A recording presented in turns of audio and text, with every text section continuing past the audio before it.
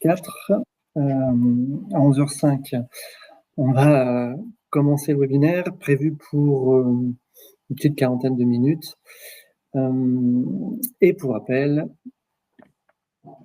nous avons un sujet qui est le suivant aujourd'hui: comment fluidifier la gestion documentaire entre les différents services dans une société travaillant dans l'industrie, les bureaux d'études, la production, les achats, grâce à la GED collaborative Mycelia. Je suis avec Sophie. Enchantée, bonjour. Je vais laisser Sophie se présenter quand même. Je vais être un peu je vais être poli quand même et laisser Sophie se présenter. Je me présenterai et on commencera la présentation réellement.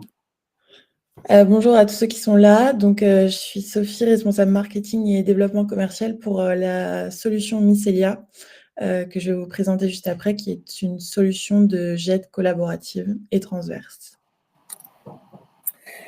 Et donc, moi, je suis Cédric Rambaud, je fais partie de la société Studia. Donc là, on est un binôme, l'éditeur Mycelia et l'intégrateur Studia.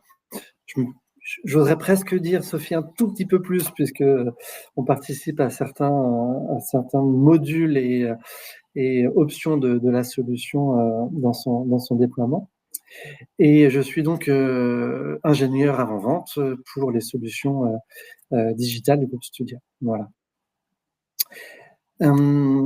C'est Sophie, il me semble, qui va faire le premier slide, et puis j'enchaînerai ensuite. Et donc, merci de nous avoir rejoints.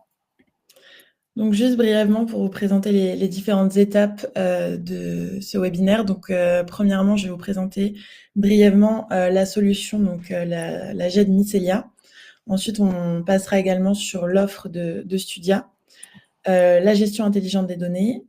Et ensuite, on fera donc la démo et on finira par les atouts différenciateurs de notre solution et de notre offre. Donc, Mycelia, qu'est-ce que c'est? C'est une solution donc, de GED transverse et collaborative qui est évidemment disponible et accessible sur tous les types d'écrans. Donc, on peut très bien travailler d'un écran d'ordinateur. On a également une application qui est disponible sur smartphone pour pouvoir travailler d'un petit peu partout. C'est un logiciel qui a été créé en 2022, donc qui a désormais plus de 7 ans d'ancienneté. Et c'est également un logiciel qui est fabriqué et maintenu en France, donc on n'a aucune sous-traitance à l'étranger ou à l'international. Excuse-moi Sophie, tu as dit 2022 et 7 ans d'ancienneté. Je pense que tu as fait une petite erreur. Pardon, oui, ça a été créé en 2022. Et donc aujourd'hui, on va surtout se pencher sur la partie plutôt collaborative, puisque Mycelia, sa grande force, c'est de pouvoir combiner la partie GED classique aux fonctionnalités collaboratives. Donc c'est vraiment une offre qui est tout en un. Donc on a vraiment des modules collaboratifs qui sont assez exclusifs et assez uniques. Donc on va avoir tout ce qui est la gestion des tâches nominatives, la gestion de l'agenda personnel et partagé qui est par espace, donc comme vous présentera Cédric tout à l'heure sur la démonstration. Mais aujourd'hui, Mycelia, on travaille par espace et par projet. Donc les espaces, ça permet de définir des sujets ou des clients. Et à l'intérieur de chaque espace, on va avoir différents projets sur lesquels on peut travailler en interne et en externe. On va également pouvoir collaborer sur les documents et pouvoir travailler, si le client l'a, avec la coédition avec Microsoft Office, donc pouvoir travailler en simultané sur des documents. On va pouvoir également organiser des échanges avec des visios. Donc, on va pouvoir faire des réunions avec des plans d'action et des comptes rendus collaboratifs qui vont être automatisés et envoyés automatiquement à tous les participants. Et ce qui est également intéressant, c'est que toutes les personnes qui sont inscrites à ces réunions peuvent collaborer sur comment la réunion en rédigeant, par exemple, le plan d'action qui peut être rédigé. On va également avoir un paramétrage des actions qui sont possibles par utilisateur. Donc, en fonction des droits et des profils utilisateurs, on n'aura pas les mêmes accès aux documents et les mêmes fonctionnalités. Et on va également avoir un historique des événements, ce qui va permettre, si jamais il y a une erreur sur un document, de pouvoir remonter à la source du problème et éviter ainsi différents problèmes. Et on va également pouvoir ouvrir les espaces aux personnes externes sans créer de licences supplémentaires, sans créer de compte Mycelia. Par exemple, pour un fournisseur ou un client, on va pouvoir lui ouvrir un espace ou un projet et lui donner quelques droits pour qu'il ait des possibilités d'action sur des documents, des possibilités d'action assez précises, par exemple pour signer un document ou le valider. Hop. Merci Sophie. C'est à mon tour. Alors le but c'est d'être, c'est vrai, comme là Sophie l'a fait assez succinct sur la présentation, d'aller rapidement sur la démonstration de la solution. Donc pour juste positionner Studia, on a un acteur qui est présent sur la gestion de la donnée de façon assez transverse, avec un leitmotiv qui est vraiment on souhaite accompagner nos clients lorsqu'ils le souhaitent, lorsque le projet nécessite, sur l'ensemble du cycle de vie de la donnée. Et donc, ça peut aller de la captation, de la création, de la digitalisation, de l'intégration, de l'analyse, d'exploitation. Vous voyez, c'est assez large, avec maintenant pas mal de possibilités d'intégration de solutions d'IA pour encore et toujours aller plus vers l'automatisation et le ROI le plus intéressant et le plus rapide pour nos clients. On a voilà, plus de 300 collaborateurs en France, on a différents sites en France. On n'hésite pas à s'implanter en fait géographiquement auprès de nos clients lorsque c'est nécessaire. C'est une particularité aussi de notre positionnement. Hop. La slide a bien basculé. Et puis, cette slide pour entrer un petit peu plus précisément dans ce qu'on fait dans plus la partie industrielle, puisque Studia finalement a 3 grandes branches de services et d'activités, je devrais dire. On est présent sur le système les clients de l'énergie de façon générale, les clients de l'aérospatial, de l'industrie de la défense, également sur une branche d'activité. Et puis on a une troisième branche d'activité qui est le secteur public dans son ensemble. Donc là, je me suis un peu plus focalisé sur notre expérience industrielle. Et donc vous voyez qu'on est capable d'accompagner nos clients sur des besoins qui sont assez différents. Donc la partie GED, travail collaboratif, est plutôt sur la partie notamment record management, traitement des archives, des GED, sur les expériences que vous voyez en bas à gauche. La conception, la structuration documentaire également, parce que bien sûr, également dans la GED, il y a des workflows collaboratifs avec création documentaire qui sont possibles. Mais aujourd'hui, avec les outils que je vais vous présenter, on peut aller bien plus loin avec une notion de projet et de digitalisation de l'ensemble des processus d'un projet en interne et en externe, comme l'a déjà un petit peu évoqué Sophie. Voilà. Vous avez pu lire les autres, je pense, expériences. Si ça vous intéresse, n'hésitez pas, on peut en discuter avec plaisir. Et je vais dire place à la démo, bien sûr. Voilà. Donc je vais partager mon écran. Je vais vous demander de me confirmer que ça fonctionne bien. Hop là. Toc, normalement. Oui, je devrais avoir changé. Voilà, j'ai moi un petit aperçu de l'écran qui est partagé. Hop. Et vous devriez voir mon écran. Oui. Mycelia. Et vous voyez Mycelia assez malicieusement à colorer de 2 façons différentes le Mycel IA, parce que c'est vrai qu'aujourd'hui, on est tous embarqués dans cette évolution importante qui est l'intelligence artificielle et qui aujourd'hui peut rendre beaucoup de services, notamment dans la gestion documentaire. Et Mycelia est capable de vous accompagner également et d'intégrer ces services d'IA, notamment pour du vrac documentaire, reconnaître totalement automatiquement quel type de document on a à faire et où le classer finalement dans la GED. Voilà, ça, ce n'est qu'un cas, mais c'est important de le rappeler. Donc, vous voyez mon interface Mycelia Collab, vraiment un cas un petit peu particulier qui permet de travailler sous forme de projet notamment. Donc, j'ai une interface qui est assez épurée, assez claire, très simple, avec en haut à droite, on sait qui est connecté, avec des menus dédiés pour l'utilisateur et personnaliser son écran, ses notifications. J'ai un menu de vue qui va rester présent sur l'ensemble des écrans sur lesquels vous allez naviguer, qui permet d'accéder au dossier de l'utilisateur, qui permet d'accéder au calendrier. Ça, c'est une vue qui est très intéressante pour savoir en fait quelles sont mes actions prévues cette semaine. Par exemple, alors là, on peut voir que j'ai une toute petite semaine, mais ce qui est intéressant de voir, c'est que on va, et je vais vous le montrer, en silo, pouvoir entrer dans des espaces, des projets, et pour chacun de ces projets, avoir des actions à réaliser, des réunions. Et là, j'ai une vue qui est vraiment transverse sur l'ensemble de mes projets. Alors, ce calendrier, certains pourront me dire, je l'ai avec Outlook ou un autre outil. C'est bien sûr parfaitement connecté et connectable avec vos outils actuels pour simplifier eh bien, la vue globale de vos actions.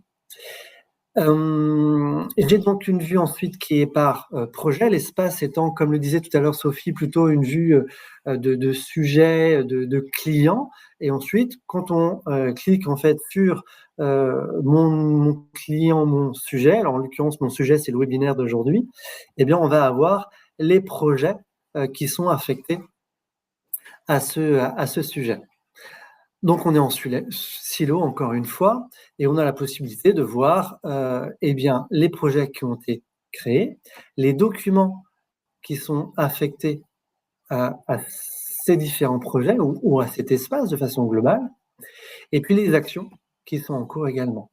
Les actions, on peut créer des documents, des workflows, des réunions, des messages de groupe, créer des réunions avec un ordre du jour, des rendez-vous. Ça permet de créer toutes les tâches qui sont utiles dans le cadre d'un projet, tout simplement. Voilà. Je vais rentrer dans le projet qui nous intéresse aujourd'hui et que je vais détailler. Et ce projet aujourd'hui, pour vous dire, j'ai créé... Moi, je me suis basé sur 2 sociétés qui travailleraient ensemble. L'une, c'est Mica Protect, c'est un industriel de précision. Il fait des tubes, des roulements à billes, des vis également. Vous comprendrez pourquoi avec mes plans. Et puis, le client qui est Studia, qui va commander en fait des tubes et des vis, en l'occurrence, à Mica Protect. Alors, je vous préviens, c'est un petit peu inversé. Je suis Studia, mais là, non, en fait, dans ma démo, je suis Mica Protect. Et qui est Studia? Ça va être Sophie notamment. Et je vous montrerai en fait les vues des uns et des autres et l'organisation. C'est très simple en fait de créer un projet et de le faire vivre. Je vous montre comment faire vivre le projet. On a facilement la possibilité d'ajouter des participants via votre organigramme, hein, tout simplement. Il y a, comme le disait Sophie, la possibilité à tout moment d'ajouter un utilisateur externe, gratuitement, sans frais de licence. Il suffit pour ça d'avoir son nom, prénom, définir un profil à cette personne, un profil externe en l'occurrence, et puis un profil documentaire pour, en général, limiter les droits et les actions, et puis son mail. Et puis c'est parti, la personne peut avoir accès à l'ensemble du projet, qui lui est ouvert, bien sûr. Et vous allez comprendre pourquoi un peu plus loin. On peut bien sûr personnaliser avec des images dédiées, définir des animateurs. Les personnes de ma société peuvent demander, pourquoi pas, d'accéder au projet si c'est nécessaire à un moment donné. On va gérer les demandes et on va avoir également tout un tas d'actions, d'options qu'on va activer ou non sur les projets en fonction des dossiers. Voilà. Donc, c'est assez simple. Vous avez vu qu'il y avait 4 personnes associées à ce projet. Je rentre dans mon projet. On va voir, en fait, on rentre en silo, encore une fois. Hein, c'est vraiment cette vue très simple, très claire à comprendre également et à prendre en main. Là, par défaut, je suis connecté sur mes dossiers. Et mes dossiers m'ouvrent, en fait, cette organisation que je déploie un petit peu pour vous montrer que elle peut être assez complète ou imparfaite, peut-être selon vos usages. Je n'ai pas la prétention de répondre parfaitement à ce que vous faites chez vous aujourd'hui, mais en tout cas, je peux vous assurer que c'est très facilement modulable pour y répondre. Par exemple, j'ai besoin de créer un nouveau dossier pour la production et définir qu'il y a plusieurs ateliers. eh bien, je vais créer l'atelier, hop, le fermer. Puis l'atelier, je vais tout simplement le glisser dans la production. Voilà. Et puis, je vais m'assurer que ce dossier, il n'est pas visible en externe. Voilà. Et vous avez une vue complète de cette arborescence. Voilà. Donc, j'ai des documents. Pourquoi, juste avant, je faisais attention à ce que l'atelier ne soit pas visible en externe, parce que, vous voyez, je parlais de partager avec nos clients, avec nos partenaires, en fait, certains éléments du projet. Ici, ces petits cadenas m'informent que tous ces fichiers, eh bien, ne sont pas visibles en externe. Ils sont visibles qu'en interne. Ils sont verrouillés. Ces deux-là, par contre, ils sont bien visibles en externe et ça me permettra de partager les documents un peu plus tard dans ma présentation. Bien sûr, on retrouve les actions qu'on voyait tout à l'heure au niveau de l'espace. On retrouve la gestion documentaire, mais là, limitée à mon projet à tube et roulement, uniquement mon projet tube et roulement. Le planning limité à mon projet également. Les tâches de ce projet, on retrouve celles d'avant, mais pas dans l'organisation d'un planning. Et puis les événements. Et là, j'ai un comité de pilotage qui est prévu demain. Je vais rentrer sur ce comité de pilotage et vous montrer qu'on a des éléments de suivi, d'organisation qui sont très intéressants. En l'occurrence, j'ai associé un document à mon comité de pilotage et puis j'ai la possibilité d'inscrire un certain nombre de participants. Alors là, je vais me taper sur les doigts. J'ai pas très bien prévu les choses. Alors bien sûr, moi je suis inscrit, je suis organisateur, je suis en vert, mais là il manque des participants. Je dois vraiment inviter mes participants en l'occurrence. Donc je vais inviter Cédric qui est en externe, et puis Sophie qui fait partie de la société Studia en l'occurrence qui est mon client. Donc je les sélectionne. Voilà. Ils sont ajoutés. Et donc, ils disparaissent de ma liste de nouveaux participants. Si vous avez fait une corrélation, tout à l'heure, je vous ai montré les paramétrages du projet. Vous avez vu qu'il y avait 4 participants. Ce sont bien les 4 participants en toute logique qui ont été proposés pour l'invitation à ce comité de pilotage. Je vais sélectionner, en fait, je vais envoyer des invitations et je vais sélectionner Cédric et Sophie parce que, en l'occurrence, ils n'ont pas été invités. Je peux créer un petit message. Bon, là, c'est prévu. Ils ne vont pas être offusqués d'avoir un message très limité. J'envoie l'invitation directement pour ce comité de pilotage. Voilà. On voit que le statut évolue. L'invitation est bien envoyée, mais ils ont encore accepté. Le statut évoluera également lorsque a lieu le comité de pilotage.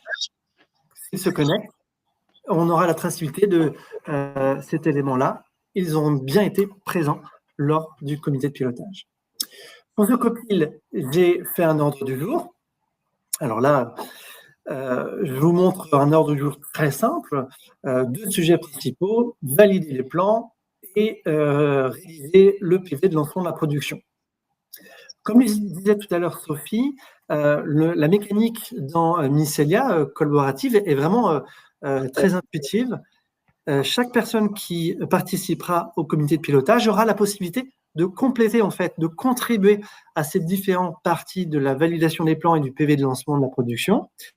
Et ensuite, l'animateur du comité de pilotage pourra générer automatiquement l'intégralité de ce contenu et créer le PV du comité de pilotage.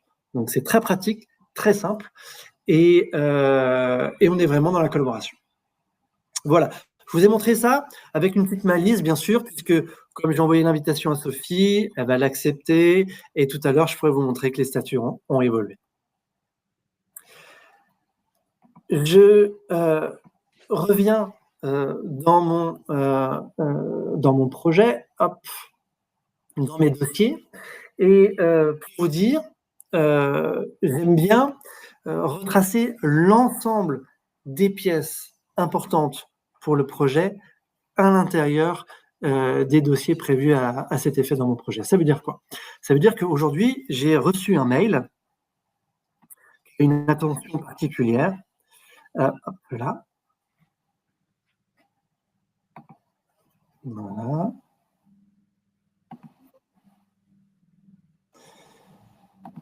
Alors, tac. Vous devez, alors, si ça veut bien glisser comme il faut, hop là. Voilà, vous devez voir apparaître mon Outlook. Ce que je vais vous montrer, en fait, c'est que je vais rajouter un élément de correspondance. Les éléments de correspondance, ça peut être bien sûr un mail. Donc, je vais rajouter un mail, hop, à mon dossier parce que j'ai trouvé que ce mail était important et qu'il fallait absolument l'inventorier dans mon projet. Ce mail, ici. Donc, je vais faire un simple c'est déposé ici. Hop, voilà, c'est fait. Miscelia, bien sûr, reconnaît un très grand nombre de types de documents, des mails, des points MSG, EML également, tous les documents de la suite bureautique, des documents DWG, les documents PDF, les documents du monde libre, ODS, etc., etc. Même des documents photos et vidéos si nécessaire. Donc là, j'ai déposé un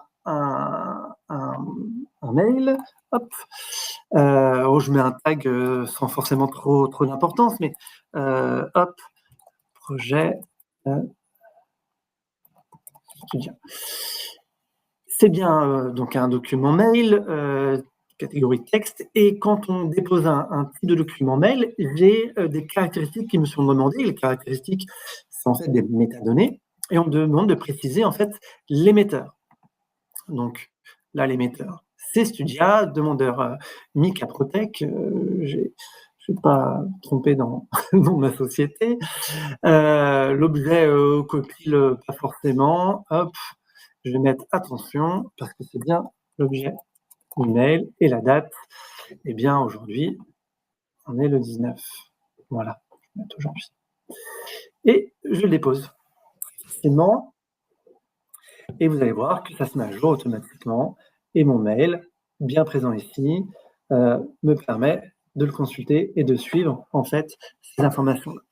Ça permet à tous mes collègues de les informer de cette information et même de la partager si nécessaire, parce que pour chaque document déposé dans mon environnement de projet, j'ai un certain nombre d'actions qui sont possibles, qui permettent de visualiser, éventuellement télécharger, partager, valider, voire même d'avoir d'autres actions un peu plus complètes pour modifier les métadonnées du document ou les initier dans des workflows plus complets d'échange, voire même de modification des documents. Donc ça, c'est vrai que c'est vraiment très intéressant. Ici, dans ma démonstration, je vais partir dans le principe qu'on a reçu des éléments de projet donc de notre client, et on a reçu différents plans liés à ce projet. Sans doute très simple par rapport à ce que vous avez dans votre activité. Le but n'est pas d'être forcément très réaliste dans les documents, mais plus dans les échanges et vous assurer que ça pourra répondre à vos besoins. On a donc en fait des plans et au niveau de nos ateliers, ils ont repéré que les plans qui étaient fournis étaient inexacts, qu'il y avait des problèmes de cote. Donc en l'occurrence, je vais aller sur mes proportions de boulons et je vais faire des annotations et les transmettre à mon client. Donc on peut mettre des annotations via des notes écrites. On peut également le faire via les annotations plus classiques que vous connaissez, surlignées ou annoter directement sur le document via un calque. Moi, j'aime bien les observations. Hop. Alors, c'est hop, ici. Je vais créer une nouvelle observation et je vais dire à mon client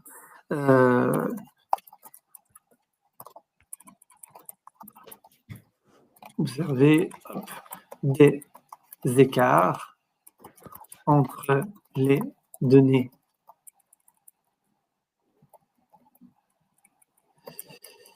des différents plans.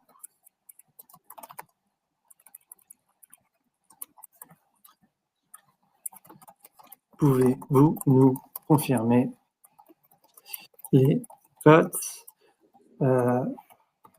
nous envoyer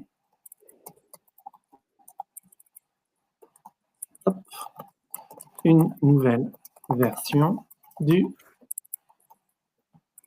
plan. Alors, cette annotation, elle peut être privée ou non, ce qui peut être intéressant lorsqu'on a des échanges entre collègues. Mais là, elle n'a pas de raison d'être privée puisque je veux que mon client puisse la voir et y répondre. Donc voilà, chaque interlocuteur peut créer des observations et on verra à la suite chaque observation avec le nombre d'attaches et le suivi des personnes qui les ont saisies. Donc, très facile à suivre. Et ça, donc, c'est pour mon proportion boulon 2. Vous voyez que j'ai maintenant une petite alerte qui me dit que j'ai une observation qui a été créée sur ce document. Et je vais donc informer mon client. Qui sont les personnes associées à mon projet? Eh bien, toujours les mêmes, celles qui sont inscrites tout simplement. Et donc, je vais envoyer à Sophie, ma cliente, qui est le chef de projet, pour qu'elle puisse répondre à mes questions.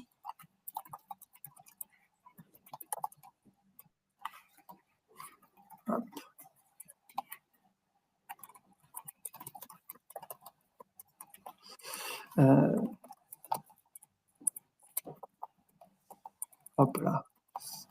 Nous avons les observations sur le document. Peux-tu y répondre en te remerciant? Parce que je suis poli. En tout cas, j'essaye de l'être. Hop, voilà. Et je lui envoie le message. Voilà. Donc, là, je vais laisser un petit peu de temps à Sophie pour qu'elle puisse travailler sur ce message, qu'elle puisse le recevoir, y répondre, me déposer un document. C'est très rapide, mais moi, ça va me permettre de vous montrer un autre environnement. L'environnement, justement, d'un utilisateur externe. Et vous confirmez que c'est bien restreint, limité, sécurisé, et que ça respecte les conditions que je vous indiquais tout à l'heure ici, limité au vu des documents et des dossiers uniquement ouverts en externe, à savoir que qualité, sécurité et projet client. Donc, je vais me déconnecter pendant que Sophie réalise ses actions. Tac. Cédric externe. Voilà, c'est clair, je suis en externe. Vous voyez déjà que ma présentation est beaucoup plus simple que tout à l'heure. J'ai une vue sur des projets, voilà, et j'ai un seul projet accessible, le projet études et roulement, sur lequel on vient de travailler. Et ce n'est pas étonnant, je ne vois que les deux dossiers qui me sont ouverts en partage et que vous pouvez voir ici. Voilà. Ah, je vois que Sophie a commencé à travailler puisqu'elle a déposé le bouton version finale. Hop. Sécurité. Donc, on a partagé avec nos clients finalement la plaquette de la société et puis les certifications qui sont liées, qui étaient demandées dans le marché par le client et qui peuvent être utiles à tout moment pour les services de notre client. Voilà. Donc, vous voyez, c'est très simple. On a bien une vue sécurisée, limitée, et il y a bien sûr des alertes sur. Bon, j'ai pas de vue, j'espère que. Ok, je mets à jour. Ouais, le problème, c'est que ça me l'a. Ça a changé la version, la typologie du document? Un Illustrator, là. Ah bah oui, mais l'Illustrator. En fait, il faut les. Tu peux juste renommer le document hein, que tu as sans avoir à passer par Illustrator normalement. Ouais, je sais.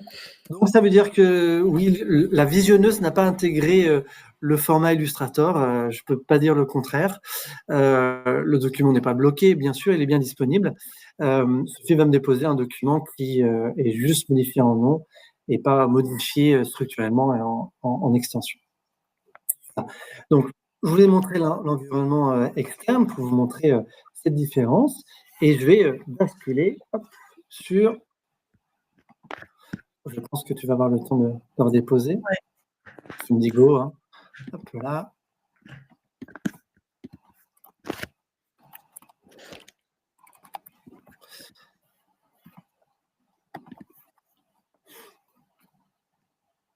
Voilà. Donc, une vue que je vous avais pas forcément montré tout à l'heure, l'accès à tous les projets lorsque je clique sur les projets, l'accès à tous les événements lorsque je clique sur les événements, l'aspect, la vision sur tout le fond documentaire de la GED lorsque je vais ici, avec des critères de recherche par métadonnées qu'on peut définir, qu'on peut faire apparaître dans l'interface également, avec des filtres supplémentaires en fonction du nom, du contenu, de l'information recherchée qui va être exacte ou approchée. On a un moteur intelligent qui permet de dire si j'écris d'IA, eh bien, il va quand même retrouver StuDIA, STU-DIA. Il va comprendre qu'il peut y avoir une faute d'orthographe, par exemple. Voilà, ça me permet de laisser à Sophie un petit peu plus de temps pour déposer le document. Et je vais revenir sur mon espace de webinaire et mon projet Superroom. Voilà, le document a été déposé par Sophie. Hop. Elle me précise, c'est bien les boulons version finale qu'il faut prendre en compte. Et moi, pour confirmer à mes collègues que c'est bien le document à prendre en compte, je vais le valider. Je vais appliquer une validation sur le document. Hop. La validation se précise par un petit bandeau. Elle pourrait également se préciser par un tampon affecté sur le document. Et puis, je vais me permettre, parce que ça me semble logique de le faire, eh bien, de l'intégrer à mon dossier production atelier. Alors, on pourrait tout à fait prévoir des mécaniques qui automatisent cela, mais bon, là, je ne suis pas dans ce cas de figure. Et forcément, le document est le dernier dans mon arborescence. Je clique sur le document et je l'ai mis à disposition pour l'atelier. Voilà. Donc, un cheminement très simple, des échanges sur les documents, des partages simplifiés. On peut être toujours et de façon sécurisée à l'intérieur du projet pour s'assurer que rien n'est perdu et que l'ensemble des documents de référence sont bien dans le projet et pas dans une boîte mail d'un collègue qui vient de partir en vacances ou qui vient tout simplement de partir de la société. Voilà. Donc ça, c'est aussi un gage de sécurité dans vos projets et dans votre utilisation de vos documents et de votre organisation. Voilà. Donc, voilà moi ce que je voulais vous montrer. Une dernière chose que je vais vous montrer pour vous assurer que on peut travailler sur tout type de documents dans Mycelia. Hop là, je voulais... Hop. Tac, tac, tac. J'étais... Voilà. Alors. Je sais pas le son que j'avais entendu, que j'avais prévu tout à l'heure. Bon, je vais tout simplement m'arrêter là parce que c'était du bonus. En fait, je voulais simplement vous montrer comment... hop, voilà. Je vais avoir une vue différente et qui va être plus agréable ici.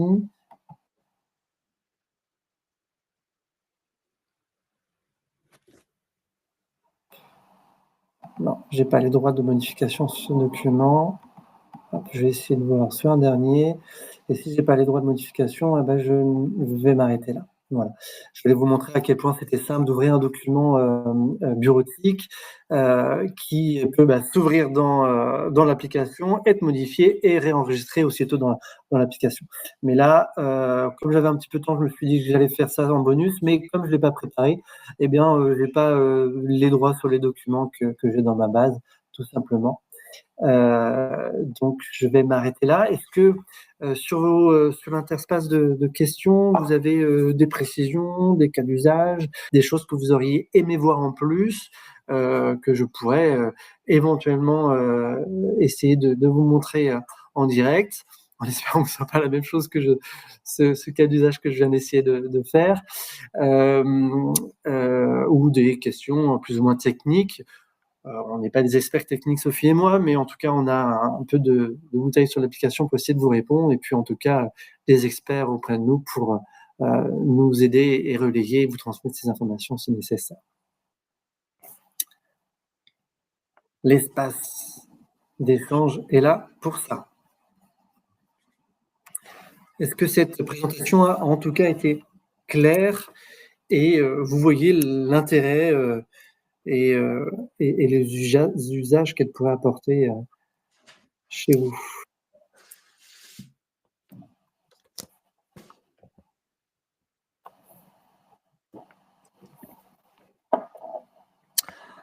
Bon, il va falloir que je meuble un petit peu. Tout le monde est timide. En tout cas, j'ai respecté la quarantaine de minutes. C'était vraiment l'objectif. Donc, on est vraiment dans les temps. Mais ça veut dire aussi qu'on a encore un petit peu de temps si vous avez envie. Voilà. Bon, en tout cas, on vous remercie. On reste à votre disposition. Sachez que vous allez recevoir en fait la présentation qui a été faite, le PowerPoint de la présentation dans les prochaines heures ou prochains jours, et également un lien pour le replay de cette présentation. Et nous aurons plaisir à échanger avec vous si vous le souhaitez pour toute demande de précision. Donc, on vous remercie de votre présence. On vous souhaite une très bonne journée et puis on espère à très bientôt. Merci à tous. Au revoir. Merci, bonne journée. Au revoir.